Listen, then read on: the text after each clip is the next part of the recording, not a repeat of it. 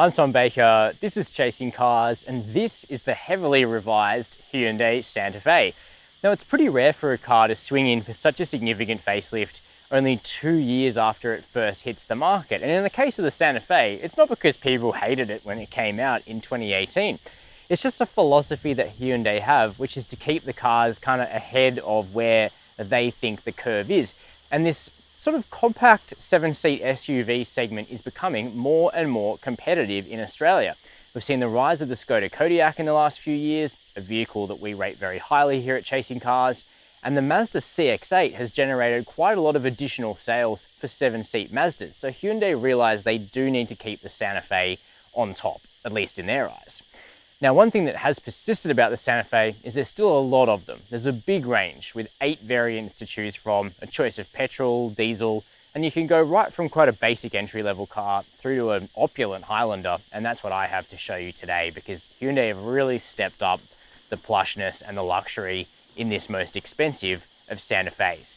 Now, they've also given it a new look. Now, Ponch mentioned that he thinks it looks like the Cheshire Cat, and I kind of agree. But personally, I like the styling of the updated Santa Fe, particularly from the rear, where I think it looks like a more upmarket car. And sitting on these new, larger 20-inch wheels, it looks more expensive than before as well. But I think you'll really notice that inside, and that's where we're going to start in today's video before we have a look at the second and third rows and the boot, before we take the 2021 Santa Fe out on the road. But before we do that, make sure to hit subscribe down below and the notification bell.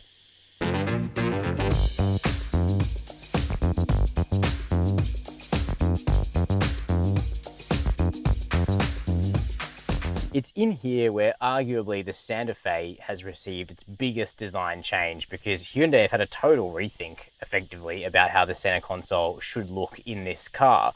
So as you can see, we have this prominent high-set bridge console here that integrates these shift-by-wire buttons in place of a physical automatic gear shifter. And we've got this bank of buttons for controlling the infotainment, the climate control system, the drive modes, your seat heating and cooling.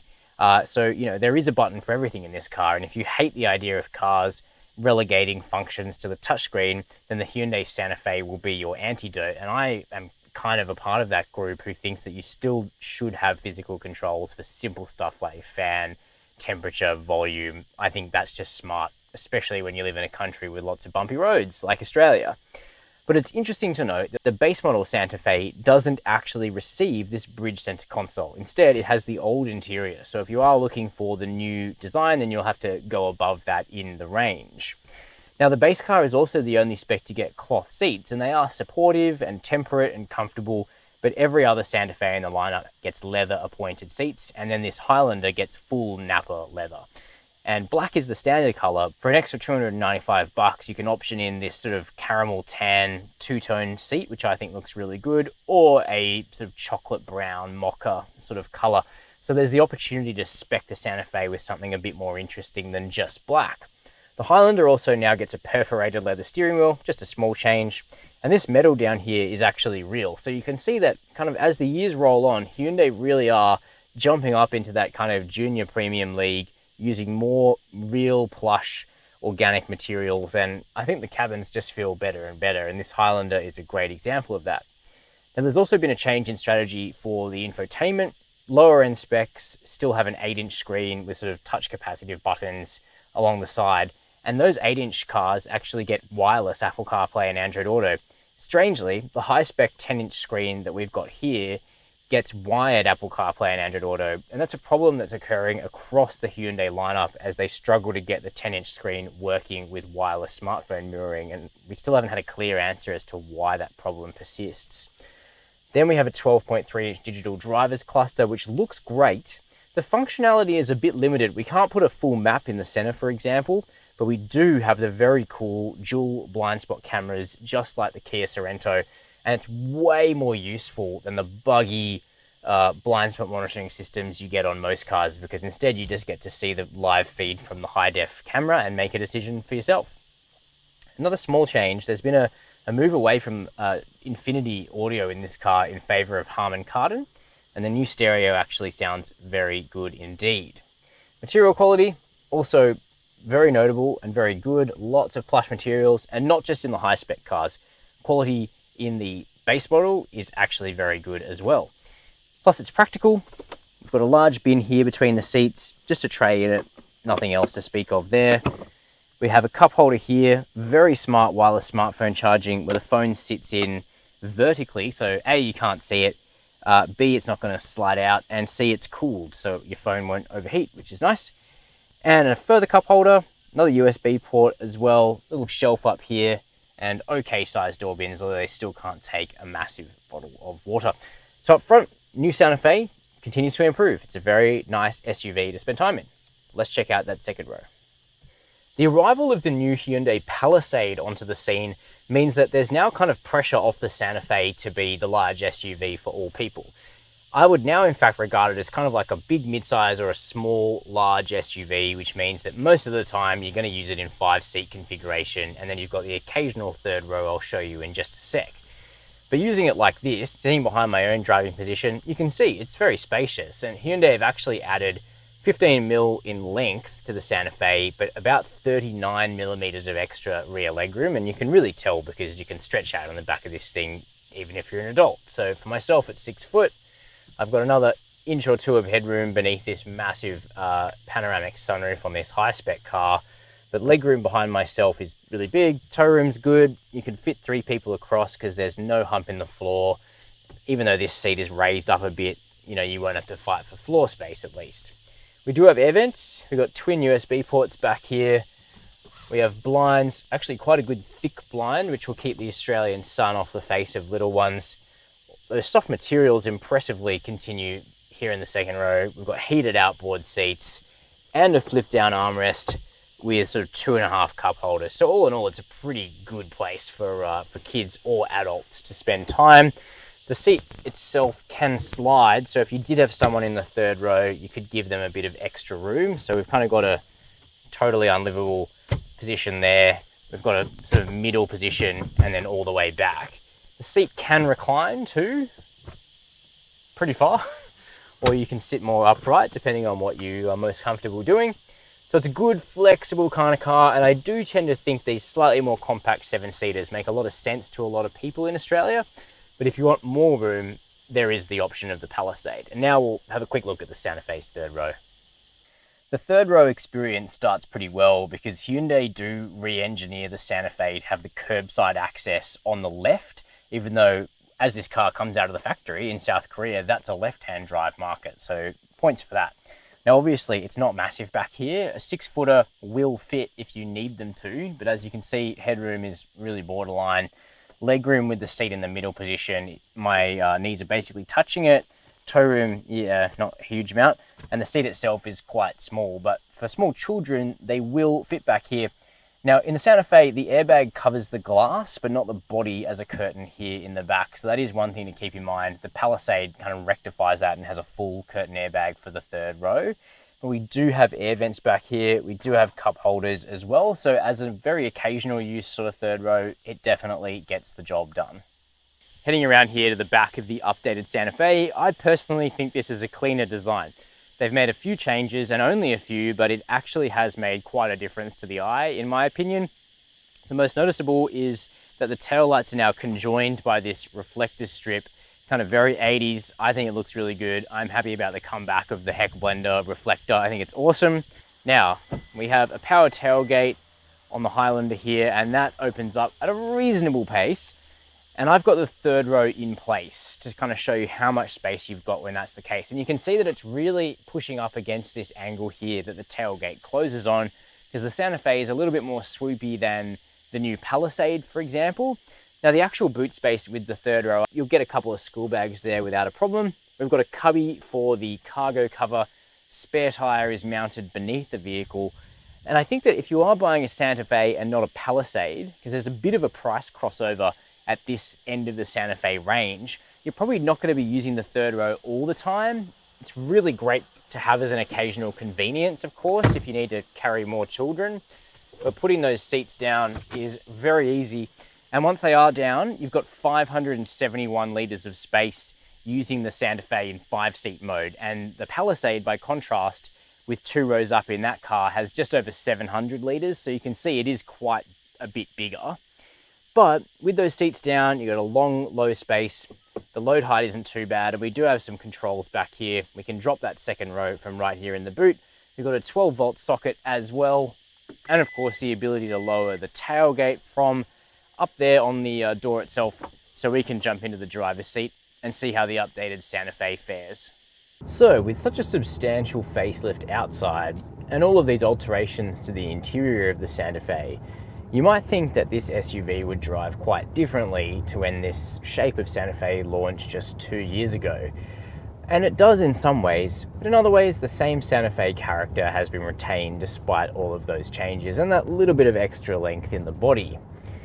But the big difference starts under the bonnet, where this car has two updated engines that they still look pretty similar on paper to the outgoing version of the Santa Fe, but they are pretty different actually mechanically. So the first is a 3.5 litre petrol V6, direct injected, naturally aspirated. That is now rebranded as a SmartStream engine, which is Hyundai's new engine family. There's a bunch of changes to SmartStream engines over the ones they replace. They're not completely new, but they are sort of half a step ahead or half a generation ahead. And then there's also a 2.2 litre diesel all-wheel drive version, which persists as a popular choice among Santa Fe buyers, and that's what is in the car I'm driving now. So the petrol engine has actually decreased in power a little bit and increased in terms of fuel efficiency. It now makes 200 kilowatts of power, but it's definitely the thirstiest option available in the Santa Fe. It drinks 10.5 litres per 100 k's of fuel on the combined cycle, which is thirsty when compared to a diesel or even a turbo petrol option. So I think most people are still going to go for the 2.2 litre diesel, which is also now branded as a SmartStream D diesel engine. It makes very similar outputs to before, 148 kilowatts of power and 440 newton meters of torque. And it's a good, capable, competent engine, just as the R Series diesel was in the outgoing version of the Santa Fe. It's frugal, it's torquey, and it's now even more hushed and refined. They've given it more insulation. It's also a much lighter engine, but it's just a less vibey and sort of less noisy unit, and so it makes diesel kind of an easy choice to go with in the Santa Fe.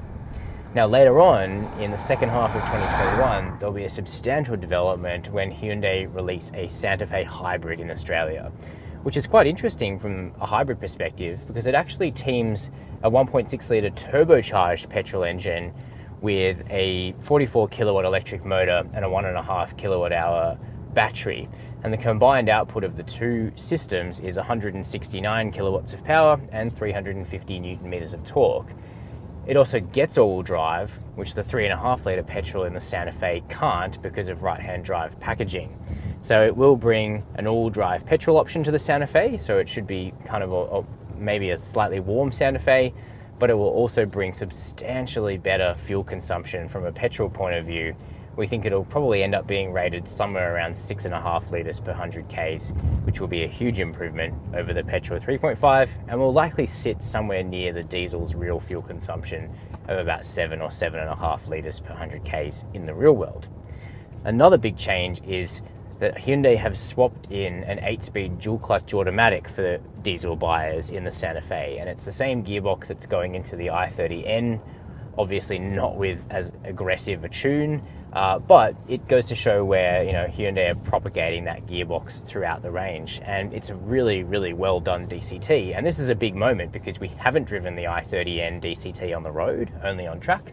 We haven't driven the Sonata N-Line DCT, so this is the first product with this DCT apart from the Kia Sorento that I've actually driven, and most of the time you won't even notice it's a dual clutch. There's a slight little bit of rev flare taking off on partial throttle in first gear, but the rest of the time it's so refined, so sorted, it feels like a torque converter, but it's much lighter than a torque converter. The whole thing is oil submerged, and that means that it's more reliable. Wet type dual clutch gearboxes are the ones that persistently do better than dry clutch in terms of reliability. So while it is a new design, it's kind of, on paper at least, going to fare better from the outset. Now in terms of ride and handling, that's where the Santa Fe feels very much like the previous iteration of this shape. It's still exceptionally competent on a country road, really good body control, quite crisp turn-in, good levels of grip, and quite a nice adjustable, playful chassis. Really, really good to drive. There is a little bit of probably slight over stiffness or firmness and a little bit of sort of juddering at low speed from the suspension. But oddly, I noticed that most on the variant with 18-inch wheels, the base model. On the Highlander, which now gets larger wheels than before, on 20s, there's actually a slightly more settled character. And I imagine that's the tune that's gone into the suspension for the 20-inch wheel car, or just the way the dampers have been set up for these big 20s. They've actually got it to a really good position. I suppose also when you have 20-inch wheels, you're going to assume there'll be more road feel anyway, and lower profile tyres. So perhaps it's just that on the slightly smaller wheels of the old Highlander, it didn't live up to the promise of being super comfortable around town. But now on the 20s, you expect a slightly sportier edge, and that's kind of what you get. So maybe it's more that the goal of Hyundai's suspension tuning, which is always going to bias country road control, is now kind of not as disappointing in town where the ride can be a little bit harsh. So I think that it's the circle has kind of been squared, or the square's been circled there.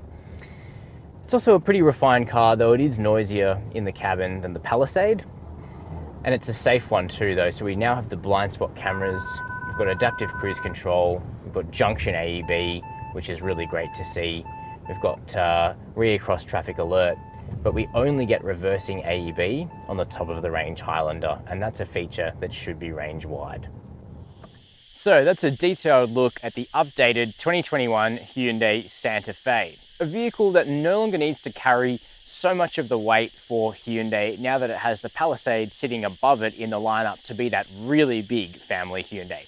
Instead, the Santa Fe now makes more sense than ever, really, because it's kind of a big midsize or a small large SUV that has a convenient third row for when you need it, but just a lot of space the rest of the time when you have that folded flat. And for me, that recipe is one that makes a lot of sense in an SUV. More sense than a vehicle with just 5 seats in this shape and size.